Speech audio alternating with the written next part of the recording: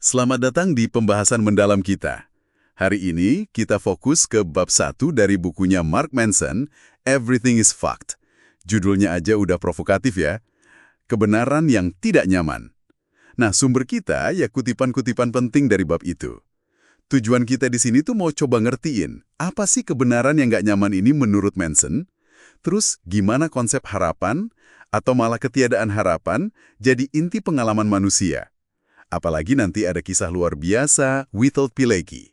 Oke, mari kita bedah bareng-bareng buat Anda. Iya, bab 1 ini emang langsung lonjok gitu ya. Dibuka dengan kontras yang kuat banget. Manson pakai Auschwitz sebagai simbol ya puncak kejahatan manusia. Terus dibandingin sama dunia kita sekarang. Dunia yang meskipun kita sering ngerasa kacau balau, tapi kalau dilihat datanya ya jauh lebih baik lah dibanding masa Holocaust itu. Nah, latar belakang ini penting buat ngerti kenapa Manson jadi fokus banget ke soal harapan. Oke. Langsung aja deh ke ide utamanya. Kebenaran yang tidak nyaman itu sendiri. Inti argumen Manson ini kan lumayan radikal ya, secara kosmik gitu. Hidup kita ini nggak signifikan-signifikan amat.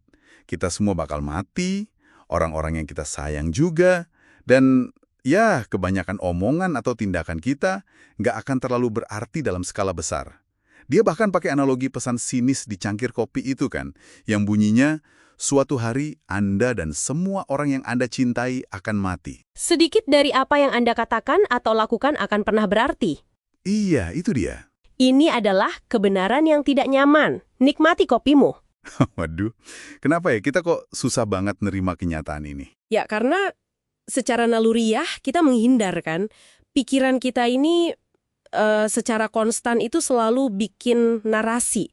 Narasi buat melindungi diri dari kenyataan kalau kita ini ya nggak sepenting itu. Manson nekanin banget, alam semesta ini tuh benar-benar cuek. Nggak peduli sama masalah pribadi kita, politik, bahkan spesies kita mau lanjut atau enggak. Secara kosmik, ya nggak penting gitu loh. Kita ini ibaratnya cuma debu bintang sesaat aja.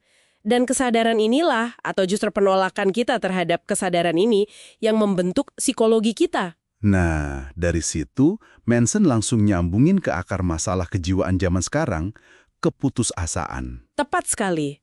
Keputusasaan ini, kata Manson, jadi sumber banyak kecemasan, depresi, dan ya penderitaan mental lainnya.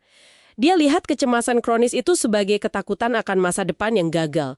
Sementara depresi itu keyakinan kalau masa depan itu sendiri yang nggak ada artinya sama sekali, hampa. Jadi, ujung-ujungnya?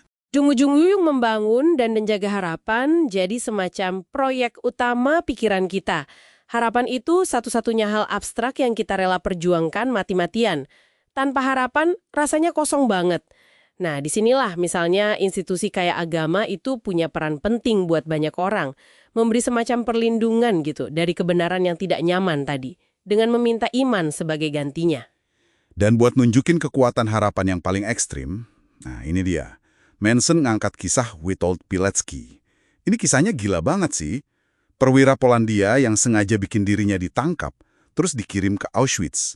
Tujuannya buat ngumpulin info intelijen dan bangun perlawanan dari dalam kamp konsentrasi itu.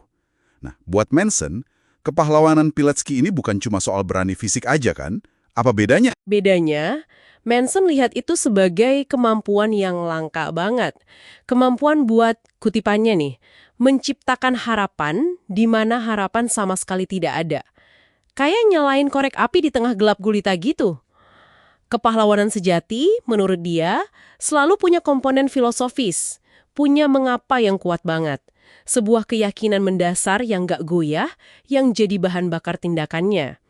Manson ngerasa, nah mengapa inilah yang agak hilang dari budaya kita sekarang. Kita punya banyak apa, kemudahan material, tapi kurang mengapa, kurang makna dan harapan yang kokoh gitu. Sikap Pilecki ini emang kelihatan dari kata-kata terakhirnya ya, waktu diadili komunis setelah perang sebelum dieksekusi. Dia bilang, saya telah mencoba menjalani hidup saya sedemikian rupa, sehingga pada saat kematian saya akan merasakan kegembiraan daripada ketakutan. Wah, dalam banget ya. Iya, dalam banget. Tapi Manson juga nunjukin ada paradoks soal harapan ini. Harapan itu, kata dia, nggak terlalu peduli sama statistik atau masalah-masalah yang udah kelar, udah beres. Harapan itu justru tumbuh subur di masalah yang belum selesai, yang masih perlu dipecahin. Oh, jadi implikasinya gimana tuh? Implikasinya agak aneh ya. Semakin baik kondisi dunia, artinya semakin banyak masalah terpecahkan kan? Nah, semakin banyak juga yang bisa hilang. Dan secara paradoks, kita jadi makin sedikit punya bahan bakar alami buat berharap. Kita malah jadi lebih gampang cemas justru karena hidup lebih nyaman.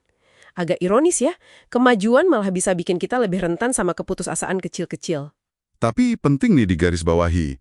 Meskipun kedengarannya agak suram ya di awal-awal, Manson negasin kalau buku ini tujuannya justru melawan nihilisme. Sebagai fondasi, buat bangun argumen tentang harapan yang lebih dewasa, lebih rasional, yang berkelanjutan dan bisa nyatuin kita. Oke, jadi bab 1 ini ngasih kita semacam ketegangan dasar ya, yang bakal dijelajahin terus di sisa bukunya. Iya, di satu sisi ada realitas dingin soal ketidakberartian kosmik kita itu, di sisi lain ada dorongan manusiawi yang kuat banget buat nyari makna dan harapan. Kekuatan harapan ini dicontohin secara ekstrim sama Pilecki, dengan mengapanya yang dalam banget itu. Sip, kita udah bedah nih gimana bab 1 ini ngebongkar realitas ketidakberartian kita dan kebutuhan mendesak akan harapan, dengan Pilecki sebagai simbol utamanya. Ini jadi fondasi argumen Manson selanjutnya. Nah, ini mungkin bisa jadi bahan renungan buat Anda juga di tengah dunia modern yang relatif nyaman ini, tapi sering juga terasa hampa makna. Apa sih mengapa Anda? Adakah keyakinan, tujuan, atau nilai kayak yang dipunyai Pilecki itu yang cukup kuat buat ngasih Anda harapan sejati? Bahkan kalaupun Anda harus berhadapan langsung sama kebenaran yang tidak nyaman itu. Sesuatu untuk Anda pikirkan lebih lanjut ya.